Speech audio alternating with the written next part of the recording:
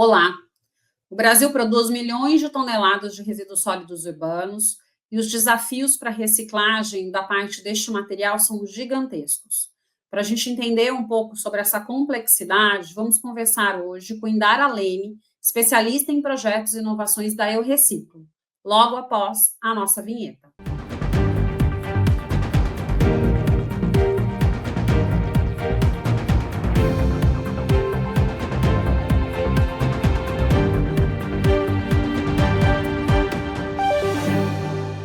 No programa de hoje, vamos conversar com a especialista em projetos e inovação da Eu Reciclo, Indara Leme.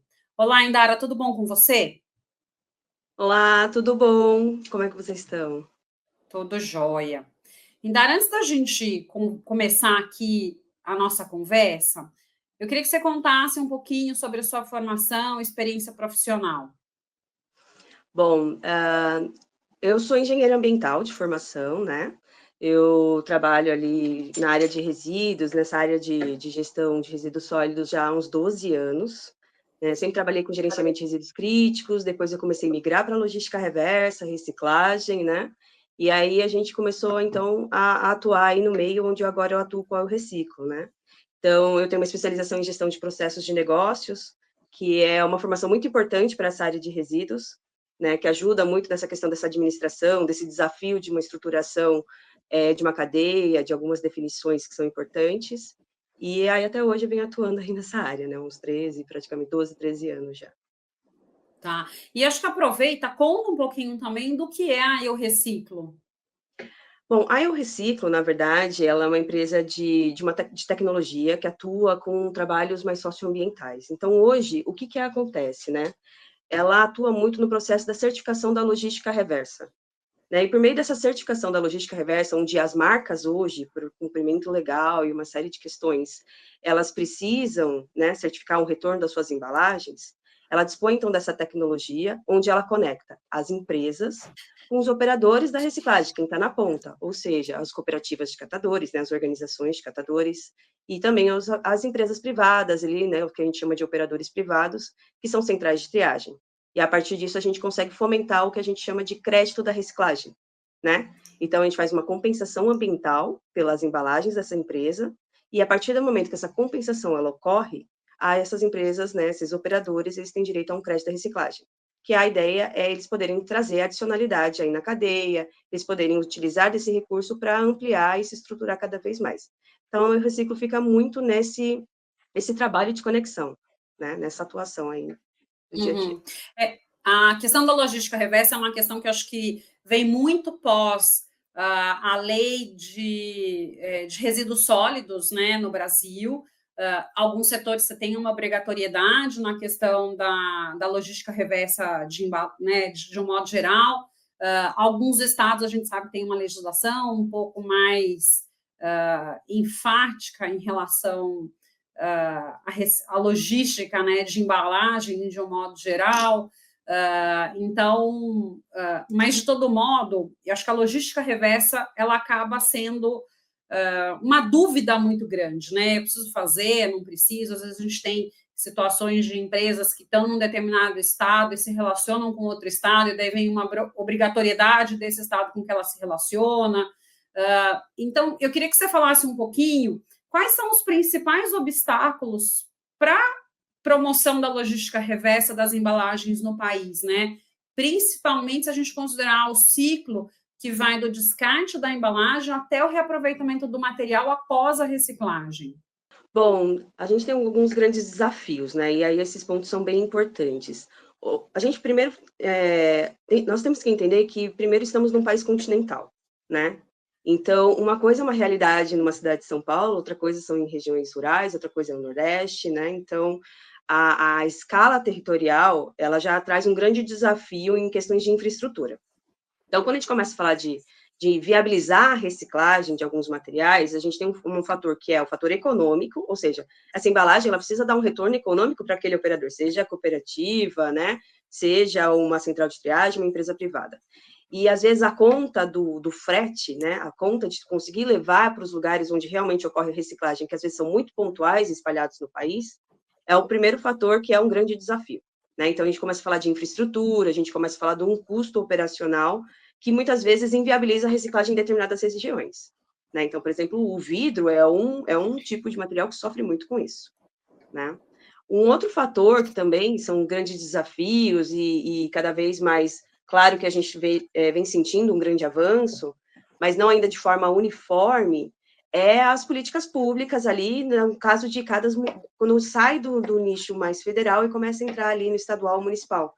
Então, a gente tem estados que estão cada vez mais regulamentando, tendo um processo de fiscalização, mas isso ainda não é uniforme ali no país, né? Então, a gente tem regiões que ainda estão engatinhando com essa questão, que é um fator muito importante para tracionar, né, ali o engajamento ou projetos ou investimentos no local também, né?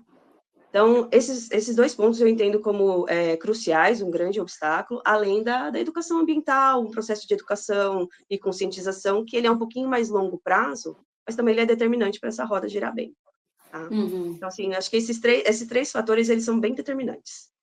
Sim, e você comentou, né, dessa questão do tamanho do país. Realmente é um obstáculo. E se a gente parar para pensar que cada estado tem uma legislação, uma política própria, por mais que deve ser conexa com a legislação federal, tem muitas dúvidas, né? Principalmente acho que para o setor produtivo, porque fala assim, pô, mas e aí, o que eu preciso fazer? Determinado estado me exige isso, e outro estado, e de repente eu me relaciono com todos os estados do Brasil. Como que eu faço? É difícil para as indústrias, para as empresas operacionalizarem, né? Parece que não, parece que é óbvio você falar, não, a logística reversa é obrigatória, todo mundo tem que fazer, mas na operação isso não é tão simples, né? Então, são questões, às vezes, que até fogem um pouco da compreensão de todo mundo, ou mesmo, né, de repente, quem está nos assistindo. Então, eu acho que era importante também pontuar isso.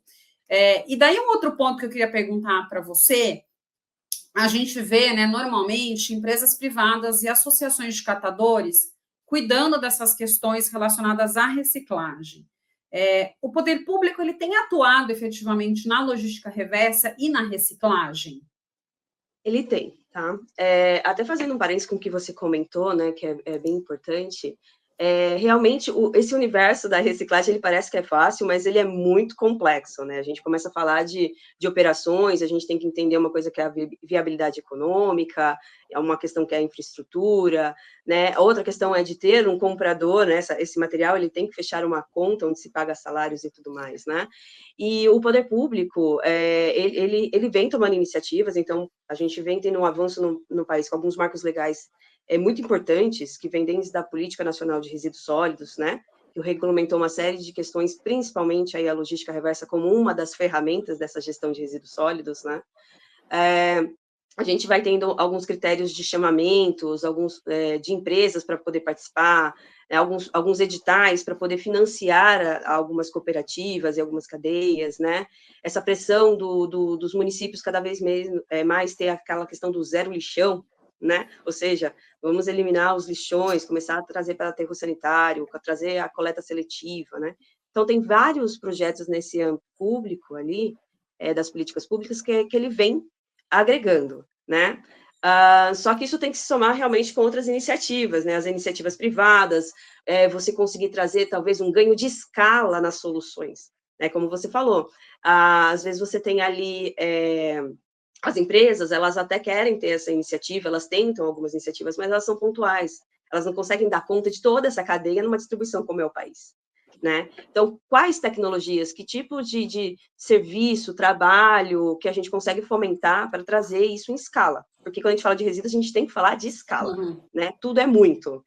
E a partir do momento que é muito, os custos elevam, a viabilidade de se implantar alguma coisa eleva. Então, é um dos pontos, por exemplo, que esse fomento que o Reciclo busca, entre a certificação da logística reversa e o crédito da reciclagem, ele é uma ferramenta de ganho de escala. Claro que ele não resolve, ele não é um salvador da pátria, ele não resolve tudo, né? Ele é uma medida que, junto com regulamentações que o poder público hoje está trazendo, de regras, de como tem que funcionar esse crédito, trazendo a informação, a formalização da cadeia, porque é uma cadeia altamente informal, né? A gente está falando de catadores, a gente está falando, às vezes, de sucateiros, não existe um rastreio do que está acontecendo. Então, quando começa a se colocar essas regras, a gente começa a enxergar melhor o que está acontecendo, a gente começa a ter números do que está acontecendo. E a gente, assim, consegue direcionar projetos e investimentos conforme a gente unifica as empresas, os clientes, nessa solução. Né? Então, quanto mais clientes a gente acaba aderindo, né, marcas, né, que a gente acaba falando, as marcas acabam aderindo ao processo, mais investimento a gente consegue fomentar na cadeia e distribuir isso de forma mais, né, nacional, em escala, tentando trazer de forma mais pulverizada, porque é isso, né, o país ele é extenso, muitos operadores, né, muitas cooperativas, uma situação difícil de trabalho que precisa de essa orientação pulverizada e em escala. Né? Então, essa unificação poder público, políticas públicas e algumas iniciativas privadas, eu entendo que elas são essenciais para a gente continuar andando, apesar de ser assim, a passos ainda lentos, né? Mas andando e evoluindo. Porque marcos legais muito importantes já foram executados. Agora, eles precisam dessas tecnologias e dessas estruturas para poder viabilizar. Porque acho que você falou da questão aí do ganho de escala para ser algo factível. Eu acho que realmente essa é a mudança de chave para realmente se dar certo a questão da logística reversa, né? E você também falou da questão de alguns marcos legais aí regulatórios. E eu queria te perguntar quais as mudanças, né, que foram trazidas aí pela Política Nacional de Resíduos Sólidos e pelo Plano também nacional de resíduos sólidos para essas questões de logística reversa que tenham ajudado e facilitado a própria operacionalização da logística reversa. Ótimo. Bom, o que acontece é que a política nacional, ela começou a trazer uma pequena, vamos falar assim, uma pequena organização, né, naquilo que é a gestão de resíduos sólidos, que já é uma grande dor, né?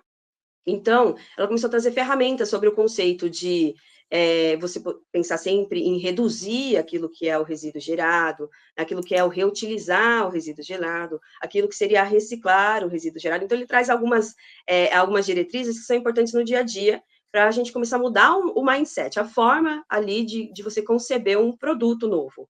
Né? Então, sempre que você concebe um produto novo, você tem que pensar em algumas questões. E a partir do momento, e ele começa a trazer a responsabilidade compartilhada, né?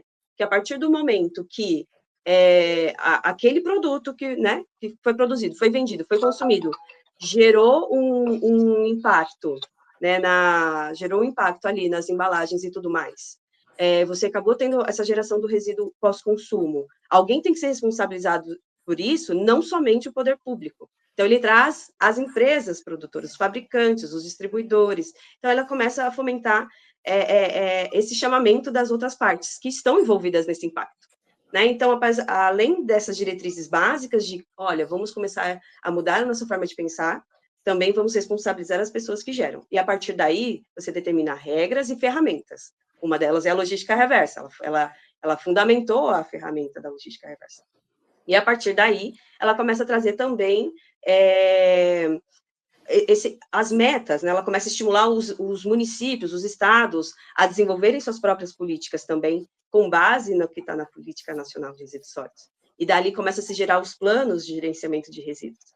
E esses planos, eles começam a falar como cada local vai adotar, quais são suas metas geográficas, quais são suas metas quantitativas e de tempo para que você não tenha mais lixão, para que você comece a ter uma coleta seletiva, para que você fomente cooperativas. Isso foi um marco muito importante também, né? Essa necessidade de olhar para uma sociedade, para uma linha de trabalho que é dada como invisível, que é os catadores. Né? Então, ela trouxe esse marco crítico, ele trouxe toda essa organização. E, a partir dali, começou, então, a puxar outros conceitos e outros marcos críticos, né? Que aí cada estado vai se fundamentando, cada estado vai trazendo termos de compromisso, acordo com associações, né? E assim ela vai começa a dar um dinamismo para esse processo que aí hoje chega ao ponto de cobrança, de você ter que fazer reporte do volume de massa, né? De você acionar empresas que não estão cumprindo, de você às vezes não conseguir seu licenciamento ambiental se você não cumprir, né? Então, eu entendo que a política ela trouxe todo esse engajamento. E hoje o plano ele vem com essa definição do como vai acontecer, quais são os números disso tudo que tem que acontecer e como está sendo esse resultado. Né? Não, perfeito. E né, você falou aí das dificuldades da questão de você terminar com um descarte regular aí de resíduos, né? Qual que é o caminho para a gente realmente ter o fim do descarte irregular de resíduos sólidos no Brasil? Bom, o principal, assim, que eu vejo o primeiro é educação ambiental, né. Acho que a gente não pode falar, de nenhum movimento nessa parte de resíduos que envolve tanto o consumidor, né, a população de modo geral, sem falar sobre educação ambiental. Então, a gente precisa de um engajamento desde da escola, ali no pré-primário, né, essa formação dessa consciência ambiental, e não só dessa consciência ambiental, né, mas também, das questões técnicas básicas, né. Como é que funciona? Essa embalagem, eu não jogo o lixo na rua e ele some, ele tem um caminho, né, e isso, como é que é esse caminho? Quem são as pessoas do outro lado que está pegando naquela embalagem, né? Então as pessoas às vezes elas esquecem muito, ou elas não têm a consciência ainda, que do outro lado tem uma outra pessoa trabalhando com aquilo que você está jogando fora, né? Então, acho que o primeiro ponto é essa evolução dessa conscientização, dessa educação ambiental. Porque a gente pode investir em infraestrutura, por exemplo, com pontos de entrega voluntário e PEVs, mas se a gente for ver a realidade dos PEVs hoje, ela é um volume muito baixo que ele consegue alcançar a um custo operacional muito alto e com uma baixa qualidade de material, porque ele acaba mais virando uma lixeira do que realmente um ponto de entrega voluntária daquele resíduo, né, daquele reciclável. Então, esse, para mim, é o primeiro passo mais importante, é determinante, porque é isso, eu posso investir em infraestrutura, mas se eu não tiver uma população engajada que entenda também como ela tem que lidar, não funciona, né? A gente começa a ter perdas desse processo, né? Faz um investimento que às vezes não valeu de nada no resultado final. Esse é o primeiro, para mim. O segundo, eu entendo que é realmente começar esse investimento de infraestrutura necessário, né? É um país continental, como eu comentei. Então, como que eu posso fazer para que a gente tenha os recicladores, as grandes fábricas mesmo, que é as que compram essa matéria-prima, para elas se pulverizarem mais? Como é que eu trago elas para regiões mais afastadas, né? Como é que eu desenvolvo talvez um hub, alguém que vai ser um acumulador daquele material, mas que não faça perder o valor necessário sobre aquele material, né? Não seja mais um na cadeia, né? Que isso também traz impactos que às vezes não são positivos para quem está lá na ponta, coletando e triando, né? Então, o outro fator é ter esse desenvolvimento dessa infraestrutura necessária. E aí, para isso, a gente precisa muito do poder público, principal agente sobre isso, mas a gente precisa triangular junto com né, o privado e também com essas outras entidades, associações, as cooperativas, as pessoas que estão na ponta, né, para que esse triângulo ele funcione e dali as políticas elas se tornem melhores, as escolas tenham esse protocolo e assim a gente vai avançando, né? Então, eu entendo que sem essa triangulação, mas começando com um processo muito forte de políticas públicas de educação, fica um desafio muito difícil. Tem outras discussões que vêm acontecendo hoje, né, nas grandes rodas ali de debates, nas faculdades e tudo mais, né, em teses e tudo, muito fundamentadas para também desenvolver algum tipo de imposto, multas, né, outras formas de critério que você também utiliza para conscientizar a população, como muitos brincam com a ideia do cinto de segurança, né? Antes ninguém usava, mas agora começou a ter uma fiscalização, começou a ter multa sobre isso, e hoje é difícil alguém não usar, né? A pessoa até se sente mal se não coloca, porque mudou a forma de se pensar sobre a segurança que o cinto de segurança tinha.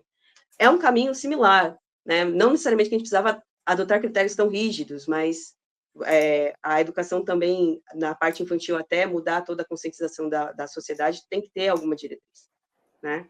E aí tem Sim. várias discussões sobre isso acontecendo, é onde a gente está tentando fomentar o que é o melhor, né? E o que vai trazer o resultado.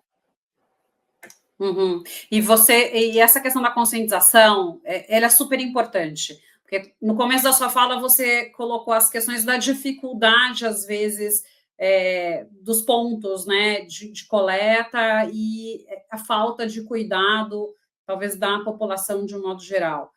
E isso Uhum. acaba impactando um monte de coisa, né, porque você cria ali todo um projeto, um cronograma, custo envolvido, e de repente você pede toda uma quantidade de material que já está ali depositado, porque às vezes um único depósito foi feito de forma errada, né? Então, essa questão da conscientização, acho que tanto pela necessidade da reciclagem, como também da necessidade da correta forma de você fazer a separação, destinação, né, de fomentar a importância disso dentro da cadeia como um todo. Então, são várias questões aí que realmente tem gente que brinca, né, que só quando mexe no bolso é que as pessoas acabam levando um pouco mais a sério. Mas eu acredito muito nessa questão da conscientização passando, né, pelas escolas. Eu acho que a gente viu algo que deu muito certo com as crianças em relação à água, né? Então, vai escovar o dente, você fecha a torneira, e elas passavam a mudar e até educar os pais dentro de casa. Então, eu acredito muito nessa linha de conscientização. A China está fazendo um trabalho bastante interessante em relação a isso, de realmente estratificar ali segmentos para partir para uma questão de educação ambiental segmentada, para você trazer uma mudança para a sociedade como um todo, né? Então, realmente acredito muito nessas questões aí que você colocou. E um outro ponto que você falou foi a questão dos catadores, né? De muitas vezes ali serem invisíveis, serem considerados até como uma profissão menor pelo que acabam fazendo e que é de extrema importância para a sociedade. Então, eu queria que você falasse um pouquinho qual que é a situação deles e qual que é a expectativa para o futuro.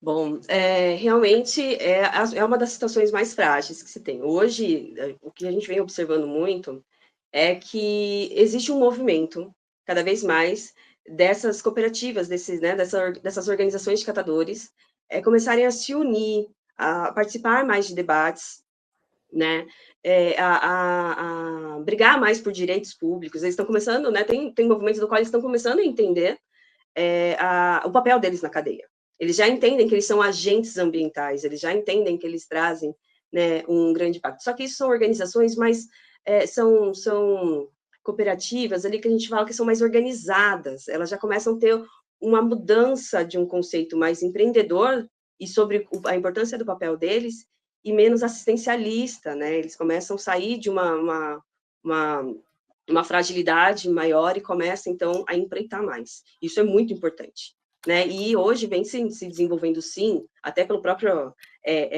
start que a Política Nacional de Resíduos Sólidos deu, cada vez mais políticas ou movimentos ou a necessidade de sempre envolver esse público nas soluções de logística reversa e reciclagem, né? Então, isso vem acontecendo. Mas, se a gente falar, isso é uma fração muito ínfima, pequena ainda, do que acontece dentro do universo que a gente fala do catador, porque o catador, o que é o catador, né?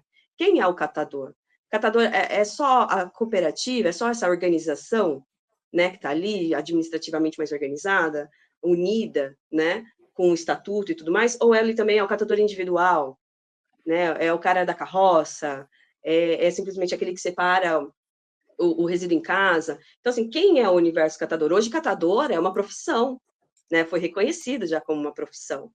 Então, isso já é um grande avanço, mas para isso ele tem que estar com seus registros, e quem hoje é registrado? Então, assim, ainda existe uma invisibilidade muito grande, né? As pessoas não entendem o desafio ou o trabalho que essas pessoas estão fazendo, né? Elas se sentem, quando a gente visita, né? Eu visito diversas cooperativas quando a gente vai fazer estruturação de cadeia, e o maior desafio é elas serem ouvidas, né, e entendidas. E quando elas veem que tem alguém ali conversando, entendendo, né, trazendo cada vez mais, batalhando por uma ação estruturante que apoie ela, né, e é um outro universo, né, é uma outra forma de extração. E se a gente for falar, a maioria dos recicláveis está na mão deles, né, é do catador individual e é da cooperativa.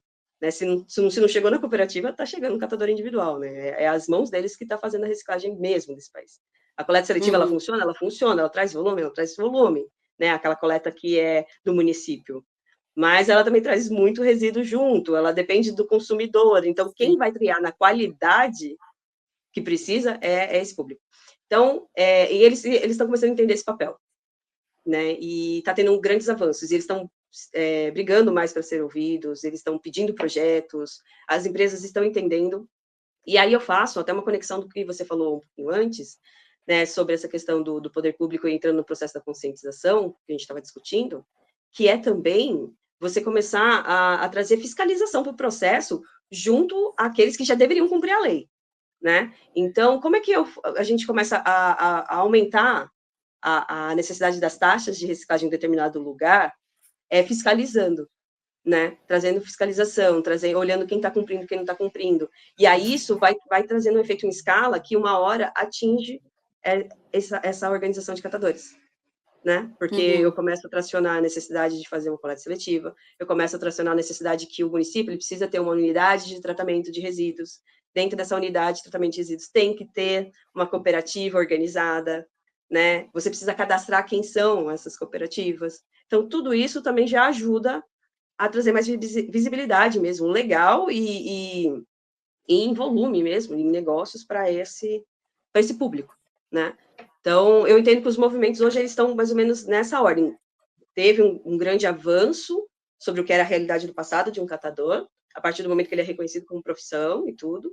Um grande avanço quando a gente começa a ter a fiscalização e essas obrigações e começa a tracionar para esse público o material, mas a gente ainda tem muito que andar, porque isso é uma realidade que se a gente distribuir na quantidade de catadores que a gente tem, num país que tem muitos problemas sociais, ela ainda não representa o todo, né? Então, tem muito que avançar para atingir todo esse público, principalmente o catador individual, que ele é mais isolado, ele é mais sozinho, ele não está num grupo que está defendendo também, né? Não está ciente, talvez, das defesas que estão acontecendo nesse momento. Não, perfeito. E já que a gente está falando dessa questão aí de conscientização e tudo mais, qual o trabalho da Eu Reciclo na educação e conscientização ambiental? Bom, acho que dos principais trabalhos, né, o primeiro que eu gostaria de destacar é o selo, né, da Eu Reciclo. É aquele sorrisinho da reciclagem, é uma bolinha que você vai ver nas embalagens, né, esse selo, ele é um certificado muito importante, né, ele é uma comunicação muito importante com o consumidor, para que eles tenham consciência, né, de quais são as empresas que estão hoje, né, atuando nesses projetos, nessa empreitada junto com a Eu Reciclo, sobre a logística reversa e a reciclagem, e vai trazendo para o consumidor cada vez mais, que hoje também é um consumidor muito mais consciente, né, cada vez que vem exigindo movimentos das empresas, então ele vai trazendo essa comunicação, que aquela empresa, ela é engajada nesse tipo de causa, ela participa, então, dos projetos, né, que a Eu Reciclo acaba desenvolvendo mediante ao crédito da reciclagem, ou mediante algumas ações estruturantes que a gente acaba desenvolvendo para aquelas cadeias, e assim, ele ajuda tanto na fomentação da cadeia, quanto também nessa comunicação e conscientização cada vez mais, porque o consumidor vem cobrando, e aquelas empresas que normalmente elas não são tão ativas, elas acabam sendo pressionadas também para cada vez mais participarem, né, desse movimento, né, dessas ações, dessas necessidades públicas. Esse é o primeiro ponto.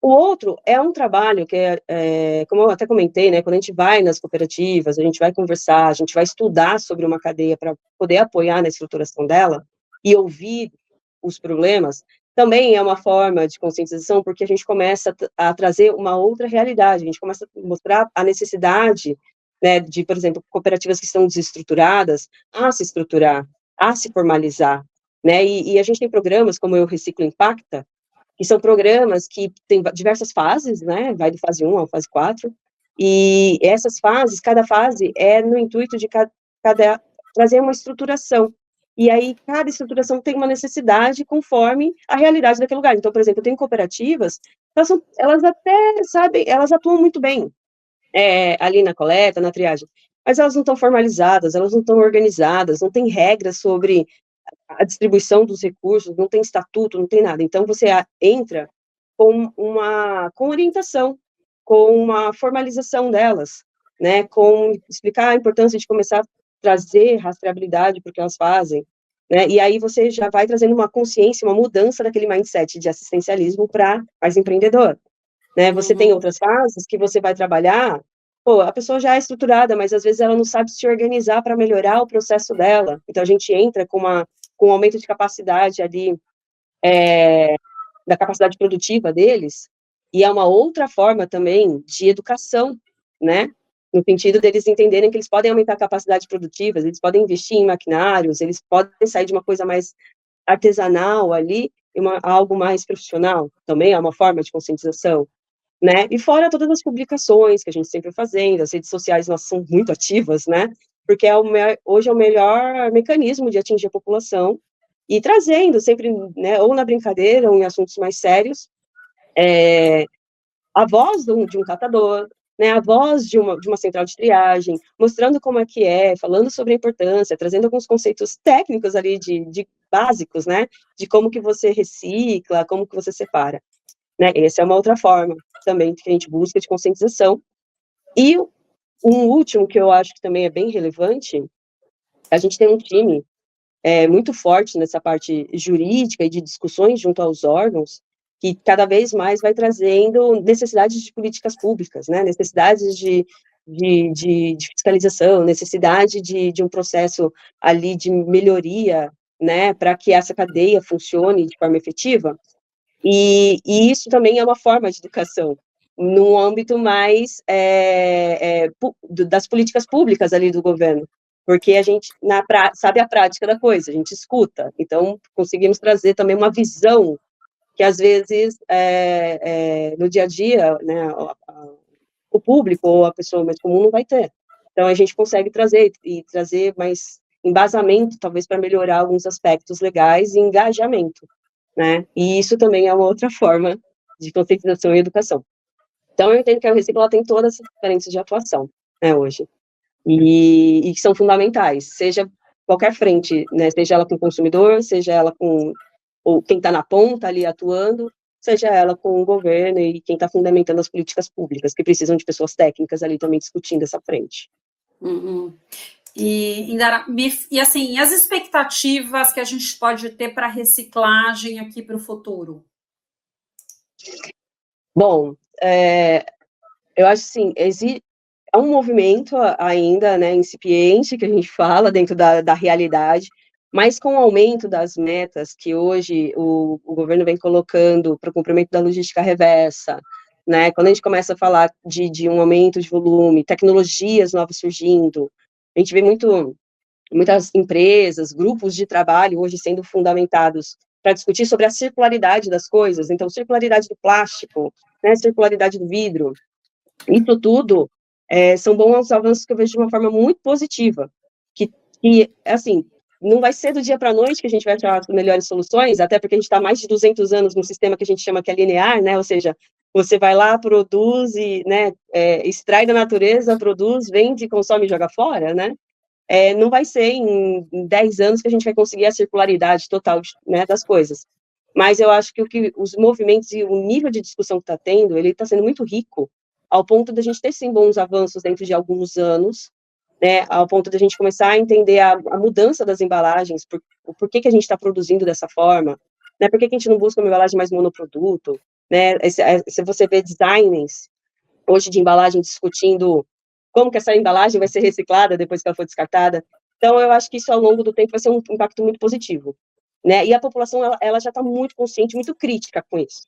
O que está faltando, talvez, seja essa parte da educação ambiental que eu comentei, no sentido deles entenderem mais assim, um pouquinho tecnicamente, um pouquinho mais crítico, como que funciona e como eles efetivamente podem apoiar, além da voz já cobrando as coisas, né? Então, eu acho que é um cenário muito positivo, desafiador, muito desafiador. A realidade do país é muito diferente de uma realidade de países de primeiro mundo, no sentido territorial, no sentido econômico, né, e de avanços nessa parte de tecnologias e acesso, né, mas vem hoje se tendo muito isso, vem se tendo investimentos de fora, vem se tendo investimentos aqui internos, empresas engajadas, né, e acho que isso tudo, então, fomenta um futuro muito promissor, mas bem desafiador ainda. Não, maravilha. Bom, para a gente encerrar aqui esse nosso bate-papo, eu queria que você deixasse uma mensagem para a nossa audiência. Bom, o melhor recado que eu posso dar aí para o ouvinte realmente é buscar cada vez mais empresas, né, que tragam essa crítica aí, né, da sustentabilidade, que tragam essa comunicação da sustentabilidade. Eu acho que isso é muito importante. Isso é uma forma de atuação que vocês podem contribuir. Sempre busquem aí, né, coletar ou separar minimamente aquilo que é o seco do úmido, isso já ajuda muito quem está ali na ponta fazendo a triagem, independente se na sua região tem coleta seletiva ou não. Isso é uma forma de ajudar, porque ou um catador individual vai tentar acessar esse material, e se ele tiver uma qualidade melhor, você ajuda demais, né? Ou realmente vai chegar algum momento em alguma cooperativa, isso é um ponto. Cobrem, né, realmente, ali dos municípios, né, das prefeituras, que se engajem realmente nessas causas. Isso é um ponto muito importante. Eu falo que né, nosso papel principal ali como um bom cidadão é cobrar que as coisas sejam efetivas, porque a gente coloca alguém, né, no poder para isso. E um outro ponto que eu acho, que eu coloco aqui como um recado, é que realmente a partir do momento que a gente recebe uma sementinha ali da transformação, né, o reciclar é transformar, então é a mesma coisa, a gente está recebendo um conhecimento e vamos transformar isso na prática. E não é tão complicado, às vezes, quanto parece. Aqui existe, assim, boas práticas, boas medidas no dia a dia, né? Então, acho que isso tudo é um bom recado, porque né, é um trabalho de formiguinha, cada um fazendo já colabora demais. Porque, como eu falei, é um país muito extenso, tudo muito pulverizado, né? É muito difícil chegar, o principal impacto está na mão do consumidor. A partir do momento que eu peguei aquela embalagem, levei para casa, eu faço parte dessa responsabilidade compartilhada do resíduo, né? Eu não posso atribuir somente ao poder público que tem que fazer a coleta, não. A gente tem uma responsabilidade. Se eu não separar da forma adequada, se eu não colaborar, eu posso até ter tecnologias e ferramentas, infraestrutura mais adequada, mas mesmo assim elas não vão andar no ritmo que deveria ser, porque precisa de um agente ali naquela hora, e esse agente somos nós, né? Nós consumidores, nós ali no dia a dia. Então a gente tem um papel muito fundamental, tanto na cobrança, quanto na ajuda mesmo para que essa roda gire bem, porque está na nossa mão quando a gente descarta. Se a gente descarta de uma forma muito inadequada, pode ter certeza que aquele material, por mais que você tenha uma boa intenção, às vezes ele não vai ser reciclado pela condição do qual ele foi descartado, e aí ele vai para o lixo. E é isso, é um grande problema, porque uma balinha não faz diferença, mas muitas balinhas vão fazer muita diferença, quando você começa a descartar de forma inadequada. Então, eu acho que eu deixaria esse recado, né, para o pessoal, e busquem mais informações, entre no site da Eu Reciclo, tem muito projeto, muito engajamento, muita informação lá, que pode colaborar para esse dia a dia. Uhum. Não, perfeito. Eu acho que isso que você comentou, né, desse trabalho de formiguinha, da gente como vetor ali de mudança social, realmente é algo que eu acredito e eu acho que essa conscientização é muito importante. Então, queria agradecer, né, pela sua participação no programa de hoje, já deixo o convite aí para que você volte mais vezes, contando, inclusive, Eu que aí em agradeço. projetos de vocês. Eu que agradeço, muito obrigada, viu? E eu estou aqui à disposição, precisando. Tá ótimo. Bom, gente, no programa de hoje, eu conversei com a especialista em projetos de inovação da Eu Reciclo, Indara Leme. Muito obrigada a você que nos prestigiou até aqui. Deixa seu like, se inscreva em nosso canal e compartilhe. Nos vemos na próxima semana.